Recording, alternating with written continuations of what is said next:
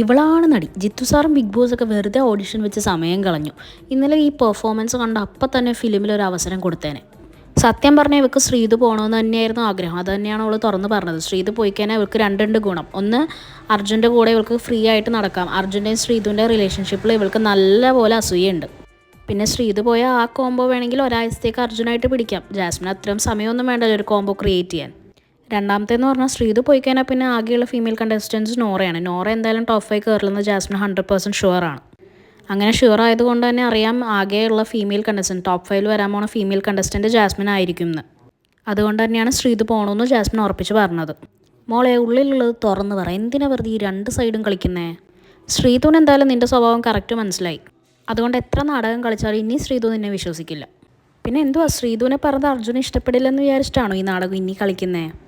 എന്തായാലും കൊള്ളാം. ഇതൊക്കെ സപ്പോർട്ട് ചെയ്യാൻ കുറേ ബ്ലൈൻഡ് ഫാൻസും ഉണ്ട് ഇവൾക്ക്.